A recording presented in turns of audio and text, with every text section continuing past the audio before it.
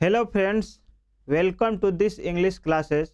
जैसा कि आप लोग जानते हैं, मेरा नाम इंजीनियर ओम कुमार प्रिय है और मैं आईआईटी जेई एंड गेट जैसे हाई लेवल एग्ज़ाम को क्वालिफाई कर चुका हूं।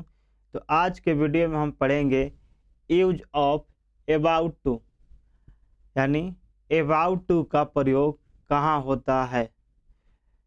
तो अगर आप मेरे चैनल पर नए हैं, पहले बार आए हैं, तो मैं आपसे एक बात बता दे रहा हूँ कि इंग्लिश रटने वाला सब्जेक्ट नहीं है। इसे समझ कर पढ़ा जाए और कैसे पढ़ा जाए, कैसे हमारे लेक्चर को देखा जाए, जो भी हमारे रिलेटेड कुछ भी क्वेश्चन है तो खास करके हमने आंसर दे दिया है। आप लोग स्पोकन के प्ले लिस्ट में चले जाइए, उसमें पहला वीडियो जा कर के देखिए, सारा चीज़ क्लियर हो जाएगा। तो चलिए हम पहले देखते हैं पहचान कि अबाउट टू का प्रयोग कहाँ करेंगे। तो हमने लिखा है, जब हिंदी वाक्य के क्रिया के अंत में यानी वर्ब के अंत में वाला है, वाली है, वाले हैं या फिर रहेगा वाला था, वाली थी, वाले थे पास्ट में, और फ्यूचर में वाला होगा, वाली होगी, वाले होंगे। ठीक इस तरह से रहेगा। या फिर को, का, के, की, हाय, हो, है, था, थे, यानी वह खाने को होगा, वह पीने को होगी, इस तरह से आएगा। ठीक, वह खाने वाला होगा, खाने को है, इस तरह से आए तो उनका अनुवाद अबाउट टू का प्रयोग किया जाता है, यानी उन वाक्यों में अबाउट टू का प्रयोग किया जाता है। एक बार फिर से एग्जाम्पल लेके बताते हैं। जैसे राम खाने वाला था, सीता खाने वाली थी, हम लोग जाने वाले थे, हम लोग खेलने वाले हैं, हम लोग खेलने को हैं, वे लोग जाने को हैं, सीता नाचने की है। तो ऐसे वाक़या है या प्रेजेंट में, पास्ट में, फ्यूचर में, तो उसको हम ट्रांसलेशन करते वक्त यानी इंग्लिश करते वक्त अबाउट टू का प्रयोग करते हैं। तो चलिए हम पहले देखते हैं हेल्पिंग वर्ब कि कब इज एम आर लगाएंगे, कब वाज वर लगाएंगे और कब विल भी लगाएंगे। यही आएगा हेल्पिंग वर्ब। इसमें एक बार नोट कर लीजिए आप, is am are, was were और विल भी। इतना हेल्पिंग वर्ब हमने कैटेगरी वन में रखे हैं। क्यों कैटेगरी वन को प्रेजेंट बना दिए हैं हमने। तो प्रेजेंट में देखेंगे, इन वाक्यों के अंत में हाय हूँ, जैसे कि आप लोग जानते हैं कि हाय रहता है। तो हमने लिखा use of is am are, third person singular subject के साथ इज लगेगा, यानी ही, सी, इट, नेम के साथ इज लगेगा। वही फर्स्ट पर्सन सिंगुलर सब्जेक्ट के साथ एम, यानी आई, सिर्फ आई के साथ एम लगता है। इसके कहने का मतलब होगा आई। सोच के देख लीजिए, फर्स्ट पर्सन और सिंगुलर सब्जेक्ट आई ही होता है, तो आई के साथ एम लिखेंगे, बाकी सभी के साथ आर लिखेंगे। ठीक, आशा है कि क्लियर हो गया होगा। अब चलते हैं कैटेगरी टू यानी पास्ट वाले में कि वाज कब लगेगा और वर कब लगता है। तो इसको हम वाज पढ़ते हैं और इसको हम वर पढ़ते हैं, ना कि वेयर पढ़ेंगे। इन वाक्यों के अंत में, जैसे कि आप लोग जानते हैं कि पास्ट में था, थे, थी रहता है। जिनको नहीं पता है पास्ट तो वो था, थे, थी से यही कर सकते हैं, पहचान कर सकते हैं। लेकिन पास्ट तो इसी तरह से क्लियर हो जाता है कि जो समय बीत गया हो। ठीक, नोट यूज ऑफ वाज वर, तो सिंगुलर सब्जेक्ट के साथ और प्लूरल के सब्जेक्ट के साथ वेयर, सॉरी वेयर नहीं, वर। इसके साथ सिंगुलर के साथ वाज और प्लूरल के साथ वर। नेक्स्ट वही कैटेगरी थर्ड यानी फ्यूचर में। तो फ्यूचर में आप लोग जैसे कि जानते हैं कि जो टाइम आने वाला है, तो वहाँ पे लास्ट में गा, गे, गी लगा रहता है। पहचान के लिए हमने लिख दिए हैं जो लो लेवल के हैं। बाद नोट में लिखे हैं यूज ऑफ विल बी, यानी सभी सब्जेक्ट के साथ विल बी का प्रयोग होता है। ठीक, आपने कहीं कहीं शैल भी लिख देखे होंगे, लेकिन आप विल बी का प्रयोग करिए, कोई दिक्कत नहीं है। कहीं कहीं नहीं मिलेगा विल बी, कहीं कहीं हो सकता है पुराने वाले बुक में शैल भी लगाया हो और शैल और विल में डिफरेंट बताया हो, लेकिन आप बेफिक्र लिखिए विल बी का प्रयोग हम शैल बी का भी प्रयोग पढ़ेंगे जब एडवांस स्ट्रक्चर में जाएंगे, तो थोड़ा मोड़ा हेर फेर होगा, लेकिन आप स्पोकन में और चाहे मॉडर्न ग्रामर के अनुसार आप विल बी का प्रयोग कर सकते हैं। तो हम इसीलिए सिर्फ विल बी लिखे हैं कि कोई कन्फ्यूजन ना हो। सेल अभी भूल जाइए, सेल और विल मॉडल भर में क्लियर करेंगे। तो चलिए हम स्टार्ट करते हैं। जैसा कि हम लोग जानते हैं कि सेंटेंस को 4 कैटेगरी में डिवाइड किया गया है। पहला होता है अफर्मेटिव सेंटेंस, दूसरा होता है निगेटिव, तीसरा होता है इंट्रोगेटिव और चौथा होता है इंट्रोगेटिव प्लस निगेटिव सेंटेंस। हम लोग ऑलरेडी जानते हैं कि सेंटेंस को 4 कैटेगरी में डिवाइड किया गया है। तो सबसे पहला फॉर्मेट पढ़ते हैं अफर्मेटिव सेंटेंस, यानी सकारात्मक वाक्य जिसमें प्रश्न और नॉट नहीं लगा हो। ठीक, तो चलिए स्ट्रक्चर देखते हैं, यानी बनाने की विधि, रूल, फार्मूला क्या होता है। तो सबसे पहले सब्जेक्ट लिखते हैं, उसके बाद HB मतलब हेल्पिंग वर्ब, उसके बाद अबाउट टू, उसके बाद वर्ब, ये मेन वर्ब हो गया, उसके बाद ऑब्जेक्ट, उसके बाद अदर वर्ड। ठीक, तो हमने यहाँ पे 2 एग्जाम्पल लिखे हैं, वह स्कूल जाने वाला है या फिर वह स्कूल जाने को है। बात एक ही हुआ, वह स्कूल जाने वाला है चाहे वह स्कूल जाने को है, तो इसका इंग्लिश एक ही बोल लिख देंगे। तो हमने लिखेंगे वह का सब्जेक्ट, पहले सब्जेक्ट के वह, तो वह का ही, तो हमने लिख दिया ही। उसके बाद हेल्पिंग वर्ब कैसे पहचानेंगे, यहाँ पे देख लेंगे। तो देखेंगे क्या है कि प्रेजेंट में है, जब प्रेजेंट में है तो इज एम आ रहेगा, तो ही के साथ क्या आता है, तो ही के साथ हमेशा इज आता है, तो हमने लिख दिया इज। उसके बाद बोल रहा है अबाउट टू, हमने लिख दिया अबाउट टू। उसके बाद क्या बोल रहा है कि वर्ब लिखिए, वर्ब क्या है, जाना, यहाँ पे जाने है मेन फर्म, तो मेन हो जाएगा गो, मतलब जाना। उसके बाद वर्ब के बाद ऑब्जेक्ट क्या है, स्कूल। ठीक, तो हमने लिखेंगे स्कूल। उसके बाद अदर वर्ड कुछ नहीं है, तो हमने फुल स्टॉप लिख देंगे, यहाँ पे फुल स्टॉप लगा दिया। लेकिन हम जानते हैं कि गो के साथ जब ऑब्जेक्ट रहता है तो हमेशा एक प्रीपोजिशन टू आता है, तो यहाँ पे गो टू स्कूल लिखेंगे। ठीक, तो कैसे टू लिखे, कई वीडियो में हमने जिक्र किया है कि यहाँ पे गो के साथ टू के क्यों लिखते हैं। ठीक, तो आशा करता हूँ कि समझ में आया होगा। एक बार फिर से मिलाते हैं, सब्जेक्ट हो गया वह का ही। हेल्पिंग वर्ब, तो हेल्पिंग वर्ब यहाँ से पकड़ेंगे, प्रेजेंट में इज एम आर लगता है, तो हम जानते हैं कि ही के साथ इज लगता है, तो इज लगा देंगे। उसके बाद अबाउट टू, तो अबाउट टू। वर्ब क्या है, जाना का गो। उसके बाद ऑब्जेक्ट क्या है, स्कूल। तो जब ऑब्जेक्ट रहता है और गो आता है वर्ब, तो गो के साथ हमेशा एक प्रीपोजिशन टू आता है, तो हमने टू लिख दिया, उसके बाद स्कूल लिख दिया। तो आशा करता हूँ कि आपको समझ में आया होगा यह एग्जाम्पल। आया है तो ठीक, नहीं आया है तो फिर भी बने रहिए, कोई बात नहीं, दूसरा तीसरा एग्जाम्पल में अपने आप क्लियर हो जाएगा। तो चलिए हमने सेकेंड एग्जाम्पल ली है, वह स्कूल जाने वाला था। ठीक, चाहे वह स्कूल जाने को था, ये भी हो सकता है। ठीक, यानी वह स्कूल जाने वाला था, या इसके जगह हम लिख सकते हैं वह स्कूल जाने को था। तो इस दोनों का ट्रांसलेशन बनाएंगे। तो सब्जेक्ट क्या है, ही, वही चीज़ लिखे हैं। हमने इसको पास्ट करने के लिए हमने सिंपली से यहाँ पे पास्ट में लिख दिए हैं। हेल्पिंग वर्ब क्या लगाएंगे, अब बताइए, वाज लगाएं या वर लगाएं। तो हम जानते हैं सिंगुलर है, ही सिंगुलर है, तो ही सिंगुलर के साथ वाज लगता है, तो हम वाज लगा दिए। उसके बाद अबाउट टू, उसके बाद वर्ब क्या है, जाना, तो जाना का गो टू। वही एग्जाम्पल है ऊपर वाला ही, वह स्कूल जाने वाला था, बस यहाँ पे था लिख दिया, यानी पास्ट कर दिए हैं। उसके बाद फुल स्टॉप, तो हमने यहाँ पे वाज लिख देंगे। इसी को अब फ्यूचर करना है, वह स्कूल जाने को होगा चाहे वह स्कूल जाने वाला होगा। ठीक, तो वह स्कूल जाने को है, को होगा या वह स्कूल जाने वाला होगा, बात एक ही है।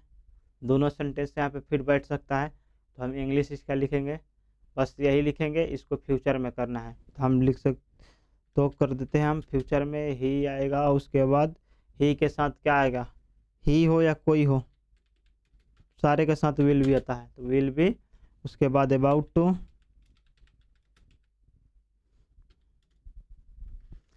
To go to school,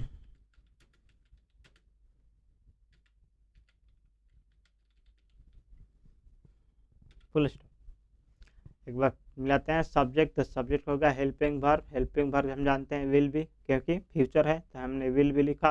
about to, ठीक। उसके बाद वर्ब, वर्ब का है जाना, जाना का हम लिखते हैं गो, और टू क्योंकि ऑब्जेक्ट भी है तो ऑब्जेक्ट स्कूल है तो स्कूल के लिए यहाँ पे गो के साथ टू लिखेंगे, उसके बाद स्कूल लिख देंगे, ठीक। तो आशा करता हूँ आपको समझ में आया होगा। थोड़ा जल्दी की है तो बस वही वही है, हिंदी वही है, बस यहाँ पे पास्ट और फ्यूचर कर दिए। तो चलिए अब चलते हैं नेगेटिव सेंटेंस, यानी नकारात्मक वाक्य, तो जिसमें नहीं लगा हो, यानी नॉट यूज हुआ हो, ठीक। तो पहले सब्जेक्ट लिखते हैं, उसके बाद हेल्पिंग वर्ब, जानते हैं कि हेल्पिंग वर्ब के बाद ही नॉट लिखते हैं तो नॉट लिख देंगे। उसके बाद अबाउट टू, उसके बाद वर्ब, उसके बाद ऑब्जेक्ट, उसके बाद अदर वर्ड। हमने यहाँ पे दो एग्जांपल लिए, हम क्रिकेट नहीं खेलने वाले हैं या हम क्रिकेट नहीं खेलने को है। ध्यान से पढ़िए, दोनों का मीनिंग, सेंस, अर्थ सेम ही है, सेम ही कहना चाहता है। तो हम दोनों का इंग्लिश एक ही लिखेंगे। तो हम के लिख दिए वी, उसके बाद हेल्पिंग वर्ब, तो हेल्पिंग वर्ब कहाँ से पकड़ेंगे, यहाँ से। यहाँ से क्या लगेगा, तो हम जानते हैं कि वी के साथ आर लगता है, क्योंकि प्लुरल है। उसके बाद नॉट बोला है तो नॉट हम लिख देंगे। उसके बाद क्या बोला है, अबाउट टू, तो हम लिख देंगे अबाउट टू। उसके बाद क्या बोला है कि आप वर्ब लिखिए, तो वर्ब क्या है, खेलना। खेलना क्या, हमने प्ले लिख दिया, टू प्ले। उसके बाद क्या बोला है, उसके बाद बोला है वर्ब हो गया ऑब्जेक्ट। ऑब्जेक्ट का है क्रिकेट, तो हमने क्रिकेट लिखेंगे, क्रिकेट, CRIC। उसके बाद फुल स्टॉप, क्योंकि अदर वर्ड नहीं है। अदर वर्ड मतलब और कुछ जो बच गया, तो सारा चीज़ हो गया। सब्जेक्ट हम का भी, helping verb are, not, about to, verb खेलना play, object cricket, other word हम का हो गया, क्रिकेट का हो गया, नहीं का हो गया, खेलना का हो गया, सबका हो गया, ठीक। तो आशा करता हूँ कि आपको नेगेटिव सेंटेंस समझ में आया होगा। आप स्क्रीन को रोकिए और खुद से इसका पास्ट और फ्यूचर बना डालिए। हमने वही चीज़ लिया, बस इसको पास्ट कर दिया, इसको फ्यूचर कर दिया। खुद से बनाइए।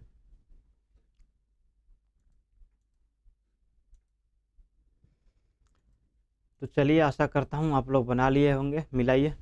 सब्जेक्ट हम का भी, हेल्पिंग वर्ब थे, तो वार लिख देंगे।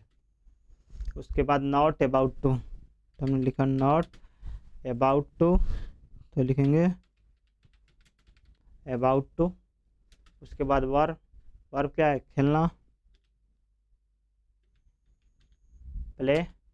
उसके बाद ऑब्जेक्ट क्रिकेट।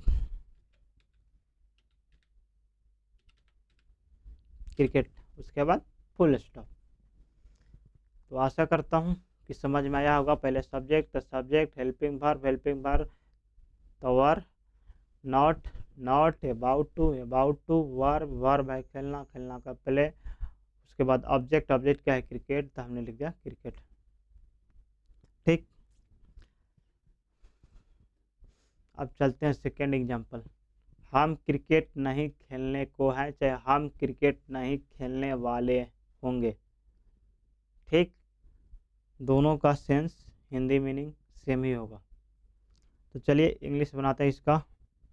तो हमने सिंपल से जैसे कहा था कि सिंपल से हमने यही लिखा है, तो हमने इसको किया कॉपी, यहाँ पे हमने कर दिया पेस्ट, सॉरी पेस्ट हमने कर दिया। अब करते हैं थोड़ा बस वर को चेंज कर देंगे, क्योंकि फ्यूचर में गया था, यही चेंज होगा खाली वर। तो वर को हम बोल देंगे कि तुम वर नट रहो, अब विल बी हो जाओ। तो विल बी हो गया, बस हमारा हो जाएगा। वी सब्जेक्ट सब्जेक्ट हम we, helping verb will be, क्यों फ्यूचर में हो गया। Not not, about to, verb क्या है खेलना, खेलना क्या प्ले, ऑब्जेक्ट है क्रिकेट। आशा करता हूँ कि समझ में आया होगा नेगेटिव। ठीक, तो हमने थोड़ा वीडियो लंबा जाएगा क्योंकि पास्ट प्रेजेंट और फ्यूचर एक साथ चल रहे हैं। तो चलिए, आशा करता हूँ समझ में आया होगा। अब चलते हैं इंट्रोगेटिव सेंटेंस यानी प्रश्न सूचक वाक्य। तो हमने एक चीज़ लिखा है पहले नोट में, क्या से शुरू रहने पे इसका स्ट्रक्चर क्या था। पहले हेल्पिंग वर्ब, उसके बाद सब्जेक्ट, उसके बाद अबाउट टू, उसके बाद वर्ब, उसके बाद ऑब्जेक्ट, उसके बाद अदर वर्ड। ठीक, तो प्रेजेंट में हमने एग्जांपल जो लिए हैं इसके प्रेजेंट में देखिए पहले, क्या आप मूवी देखने वाले हैं, क्या आप मूवी देखने को हैं, दोनों का सेंस मीनिंग सेम ही है। ठीक, तो हमने लिखेंगे इसका इंग्लिश एक ही, हेल्पिंग वर्ब पहले लिखेंगे। ठीक, हेल्पिंग वर्ब क्या है, तो यू के साथ हमेशा आर लगता है, तो हमने लिख दिया आर। उसके बाद बोल रहा है सब्जेक्ट हो गया यू। उसके बाद बोल रहा है अबाउट टू, तो हम लिखेंगे अबाउट टू। ठीक, उसके बाद वर्ब का है देखना, लेकिन हम यहाँ पे देखना के लिए सी नहीं करेंगे प्रयोग, हम वॉच करेंगे। वॉच मतलब देखिए, जब मूवी देखते हैं ना तो आप देखते भी हैं प्लस सुनते भी हैं, तो वैसे जगह जहाँ देखा भी जाए आँख से और साथ साथ एक साथ कान से सुना जाए। ठीक, जैसे मूवी देखना, फिल्म देखना, गाना वीडियो वाला गाना को सुनना, इस तरह से देखना और प्लस सुनना एक साथ जहाँ काम करता है उसके लिए वॉच लगते हैं। ना कि यहाँ पे सी मूवी लिखिएगा, सी मूवी गलत होगा, तो वॉच मूवी लिखा जाता है। तो हमने लिख दिया मूवी। क्यों लिखा, क्योंकि ऑब्जेक्ट वही तो है, इसलिए हमने ऑब्जेक्ट लिख दिया मूवी। उसके बाद फुल स्टॉप। एक बार फिर से, हेल्पिंग वर्ब आर, सब्जेक्ट आप यू, अबाउट टू, वर्ब देखना वॉच, ऑब्जेक्ट मूवी को मूवी लिख दिया। ठीक, इसको हिंदी फिल्म होता है, हमने मूवी लिख दिए हैं, फिल्म होता है, चलचित्र होता है। ठीक, अदर वर्ड कुछ नहीं बचा, आपका हो गया, मूवी का हो गया, देखना का हो गया, सारे का हो गया। तो आशा करता हूँ कि समझ में आपको आया होगा। तो आप इसी का पास्ट और फ्यूचर खुद से कोशिश करिए स्क्रीन को रोक करके। तब तक के लिए हम चलते हैं। देखिए यही एग्जांपल है पास्ट और फ्यूचर का। क्या आप मूवी देखने वाले थे, ठीक, या हो सकता है क्या आप मूवी देखने को थे। सेकेंड, फ्यूचर देखते हैं, क्या आप मूवी देखने को होंगे, या क्या आप मूवी देखने वाले होंगे। ठीक, दोनों का दो हो सकता है, लेकिन हमने एक ही लिखा है थोड़ा स्पेस बचाने के लिए। तो चलिए हमने इसका पास्ट करते हैं। तो हमने कुछ नहीं करेंगे, हमने जो कॉपी पिछली बार किया था उसी को पेस्ट कर देंगे। और यहाँ पे हेल्पिंग वर्ब पहले लगाते थे, तो हमने यहाँ पे हेल्पिंग वर्ब लगा देंगे। और हेल्पिंग वर्ब पास्ट के लिए क्या हो जाएगा, वर। 1 सेकेंड,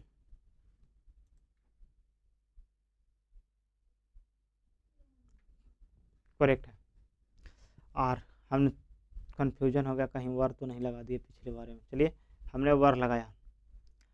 क्यों वर लगाया, क्योंकि पास्ट है और यू के साथ वर लगता है, तो हमने वर लगा दिया। उसके बाद अबाउट टू, जस्ट करता same, subject you, about to verb देखना वॉच, ऑब्जेक्ट मूवी। इसी तरह से आप फ्यूचर बनाइए। हमने भी अपने जो थी किया था उसको हम पेस्ट कर दिए।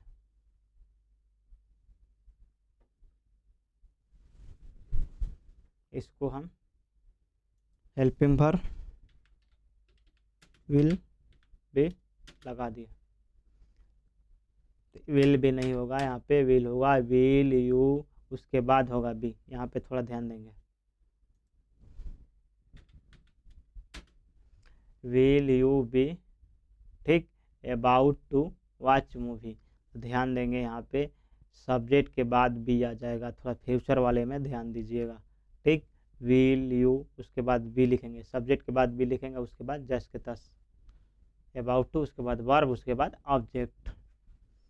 एक बार थोड़ा पीछे चलते हैं, शायद निगेटिव वाले में गड़बड़ किए हैं जी, यहाँ पे गड़बड़ किए हैं हमने, कृपया सुधार लीजिएगा। नॉट के बाद भी होता है,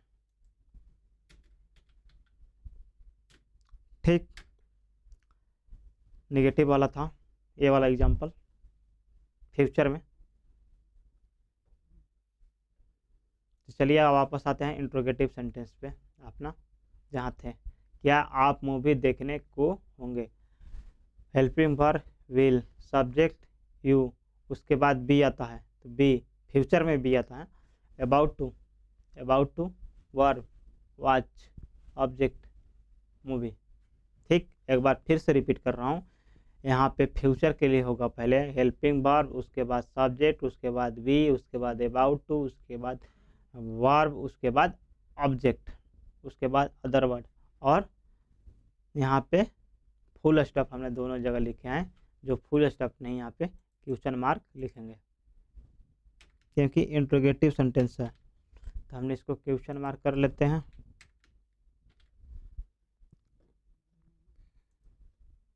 यहाँ पर भी छोड़े थे। तो इंट्रोगेटिव सेंटेंस में थोड़ा ध्यान देंगे, जहाँ पे एंड करेंगे तो फुल स्टॉप से नहीं, क्वेश्चन मार्क से एंड करते हैं। Sorry for this mistake. चलिए अब आते हैं interrogative sentence with helping verb, यानी WH वर्ड। WH पहले लिख देंगे, उसके बाद हेल्पिंग वर्ब लिखेंगे, उसके बाद सब्जेक्ट, उसके बाद अबाउट टू, उसके बाद वर्ब, उसके बाद ऑब्जेक्ट, उसके बाद अदर वर्ड, ठीक। तो हमने लिखे हैं राम क्यों जाने वाला है, ठीक, या फिर राम क्यों जाने को है। दोनों का मीनिंग सेंस सेम ही है, तो हम इसका इंग्लिश सेम ही लिख देंगे। तो पहले WH क्यों, तो क्यों का होता है, इसको वाई पढ़ते हैं, वाई, ना कि वाई, वाई। उसके बाद हेल्पिंग वर्ब है, तो है के साथ हमेशा ईज एमआर आता है, तो हम जानते हैं राम सिंगुलर है तो ईज लगेंगे। उसके बाद सब्जेक्ट क्या है, राम, तो राम क्या है, एक नाम है, तो नाम को हमेशा कैपिटल से लिखते हैं। उसके बाद अबाउट टू, तो हमने लिख दिया अबाउट टू। उसके बाद वर्ब क्या है, जाना, तो हमने लिखा गो। उसके बाद ऑब्जेक्ट क्या है, ऑब्जेक्ट नहीं है, अदर वर्ड भी नहीं है, ठीक। तो उसके बाद क्वेश्चन मार्क लिख देंगे, ठीक। तो आशा करता हूँ समझ में आपको आया होगा। तो इसका ही आप जल्दी से, हम तो कॉपी पेस्ट करेंगे, आप जल्दी से इसका पास्ट और फ्यूचर कर लीजिए। तो चलिए हम पास्ट बनाते हैं, वही है एग्जाम्पल, बस पास्ट किए हैं और एक फ्यूचर किए हैं, ठीक। यहाँ पे राम क्यों जाने को थे हो सकता है, उसी तरह से यहाँ पे राम क्यों जाने वाला, चाहे वाले होंगे, ठीक। तो हमने तो जैसा बोला था हमने तो पेस्ट कर दिया। और यहाँ पे हेल्पिंग वर्ब जो इज है तो इज नहीं, यहाँ पे राम है तो राम के साथ वाज लगा देंगे। मिलाइए आप लोग, सोचिए, ये कि राम के साथ वाज वर्ड लगता है, सॉरी पास्ट में वाज वर्ड लगता है, तो राम क्या सिंगुलर है तो सिंगुलर के साथ वाज लगेगा, जब सब के सब same. Why was Ram about to go. Next उसको फ्यूचर के लिए भी हमने कुछ पेस्ट किया, लेकिन यहाँ पे थोड़ा चेंज करेंगे, ध्यान देंगे। विल यहाँ पे होगा और बी सब्जेक्ट के बाद होगा, तो हमने सब्जेक्ट के बाद बी लिखा, ठीक। यानी सब्जेक्ट के बाद बी रहेगा, यहाँ पे हेल्पिंग वर्ब सिर्फ विल आएगा आगे, ठीक। तो फ्यूचर में थोड़ा ध्यान रखिएगा, एक बार फिर से बता रहा हूँ, पहले WH, उसके बाद हेल्पिंग वर्ब, उसके बाद सब्जेक्ट, उसके बाद बी फ्यूचर के लिए, उसके बाद अबाउट टू, उसके बाद वर्ब, उसके बाद ऑब्जेक्ट, उसके बाद अदर वर्ड। तो आशा करता हूँ कि समझ में आया होगा। अगर नहीं आ रहा है तो कृपया स्क्रीन को रोक करके थोड़ा सा देख लीजिए। बस चेंज किए हैं, हेल्पिंग वर्ब चेंज करना है। अगर नहीं आ रहा है समझ में तो कृपया एक बार रिपीट कर लीजिए, पीछे जा कर के देखिए। वीडियो लॉन्ग हो जाएगी, इसलिए हमने बार बार इसको नहीं रिपीट कर रहे हैं। तो चलिए अब चलते हैं इंट्रोगेटिव प्लस निगेटिव, यानी प्रश्न सूचक वाक्य विथ निगेटिव। हमने लिखा राधा नृत्य क्यों नहीं करने वाली है। राधा नृत्य क्यों नहीं करने वाली है। करने यहाँ पे को लिख दीजिएगा, करने को है, हमने जल्दी जल्दी में छोड़ दिए हैं, यहाँ पे वाली ही लिख दिया है, इसको बोल लिख दिए करने को है। तो दोनों का एग्जाम्पल जो है यानी सेंस हमारा सेम ही होगा दोनों एग्जाम्पल का। तो हम इसका इंग्लिश सेम ही बना देंगे। स्ट्रक्चर WH नहीं आ गया, सॉरी नहीं यहाँ पे क्यों है तो क्यों को लिखेंगे वाई। उसके बाद हेल्पिंग वर्ब, हेल्पिंग वर्ब क्या है तो हाई किसके कैसे पता चलेगा, राधा से। राधा क्या है सिंगुलर, तो सिंगुलर के साथ क्या लगेगा इज लगेगा। उसके बाद क्या लिखे राधा, सब्जेक्ट बोल रहा है तो सब्जेक्ट राधा लिखेंगे, तो हमने लिखेंगे राधा। तो राधा नाम है तो नाम घर में से हम कैपिटल से स्टार्ट करते हैं, तो यहाँ पे कैपिटल से लिख दिया। उसके बाद बोल रहा है नॉट, नॉट नॉट। उसके बाद बोल रहा है अबाउट टू, अबाउट टू, हमने लिख दिया अबाउट टू। उसके बाद वर्ब, वर्ब क्या है नृत्य करना, ठीक। तो नृत्य करना का होता है dance,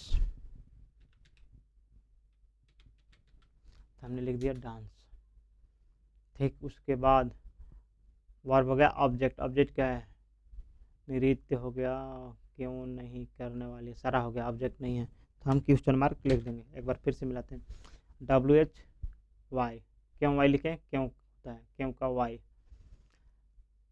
WH sorry helping verb, helping verb present में है तो हम लिखेंगे इज है, मार्क की जगह इज लिखेंगे। क्यों लिखेंगे राधा सिंगुलर है तो हमने इज लिख दिया। Subject Radha, Radha. Not, not. About to, about to. Verb, verb क्या है डांस, नृत्य करना। ऑब्जेक्ट कुछ नहीं है, देखिए राधा का हो गया, नृत्य का हो गया, क्यों का हो गया, नहीं का हो गया, करना का, नृत्य करना को डांस होता है। तो आशा करता हूँ कि समझ में आपको आया होगा, ठीक। तो चलिए इसका पास्ट और फ्यूचर आप लोग खुद से बनाइए जल्दी से और हमारे साथ मिलाइए। बना लिए होंगे तो वीडियो को रोक दीजिए। तो चलिए हम बनाते हैं, हम वही चीज़ पेस्ट कर देते हैं पहले दोनों में, ताकि आप लोगों को समझ में आए अच्छा से। जो अभी बनाया था इंग्लिश लिखा था वही लिख दिया था, प्रेजेंट वाले लिख दिए हैं। तो चलिए चेंज कहाँ करना है, पास्ट में। वही एग्जाम्पल है, बस पास्ट के हैं यहाँ पे, और दो दो एग्जाम्पल हो जाए। राधा नृत्य क्यों नहीं करने को थी, यहाँ पे हो जाएगा, और यहाँ पे को होगी, दोनों हो सकता है, ठीक, को होगी। तो चलिए देखिए इसका क्या चेंज करना है, सिर्फ हेल्पिंग वर्ब इज चेंज कर देना है, हो जाएगा। तो इज को इसको क्या कर देंगे, राधा है तो राधा क्या है सिंगुलर है, तो सिंगुलर के लिए हमने वाज लिख देंगे, सिंपल हो गया, इसका इंग्लिश हो गया। वही चीज़ यहाँ पे आते हैं, इसमें क्या चेंज करना है, इज चेंज करना है। इज की जगह क्या कुछ चेंज करते हैं, लिखते हैं विल भी, ठीक। तो विल यहाँ लिखेंगे, लेकिन बी कब लिखते हैं, बी सब्जेक्ट और नॉट के बाद लिखते हैं। यहाँ पे सब्जेक्ट और नॉट के बाद यहाँ पे हमने बी लिख देंगे। तो एक बार फिर से चलते हैं इसमें फ्यूचर वाले को। पहले WH, उसके बाद हेल्पिंग वर्ब विल, और सब सेल रहता तो सेल लगाते, लेकिन अभी विल ही देख रहे हैं तो विल लगे लिखेंगे विल। उसके बाद सब्जेक्ट, उसके बाद नॉट, उसके बाद बी, उसके बाद अबाउट टू, उसके बाद वर्ब, उसके बाद रहेगा ऑब्जेक्ट, उसके बाद अदर वर्ड, फिर क्वेश्चन मार्क रहता है। तो यहाँ पे ऑब्जेक्ट अदर वर्ड नहीं है, ठीक। तो आशा करता हूँ कि आप मेरे वीडियो को पसंद किए होंगे, एंजॉय किए होंगे। तो अगर आपको समझ में नहीं आया होगा तो कृपया रिपीट करके देख लीजिए, क्योंकि हमने दोबारा बात को दोबारा नहीं समझाया है, क्योंकि ये वीडियो ऑलरेडी बहुत लंबा हो चुका है। तो चलिए, आशा करता हूँ कि आप समझ में आया होगा और प्रैक्टिस आप कर रहे होंगे। कृपया आप हैंड राइटिंग नोट बनाइए, लेक्चर बाय लेक्चर आप नोट्स बनाइए, तब भी अच्छी तरह से क्लियर हो पाएगा। अगर आप वीडियो सिर्फ देखते जा रहे हैं तब भूल जाइएगा। जैसे कि हमने पहले स्पोकन के पहले वीडियो में बताया था, यानी कहाँ पे, 1 सेकेंड, यहाँ पे इस वीडियो में जैसे बताए हैं उसको फॉलो करिए, एकदम बहुत आसानी से इंग्लिश आ जाएगा। पढ़ना लिखना बोलना सीखना और इंटरव्यू प्रिपरेशन सब कराएंगे। ठीक, तो चलिए प्रैक्टिस आप करते रहिए। मिलते हैं नेक्स्ट वीडियो में, तब तक के लिए दैट्स ऑल, थैंक यू।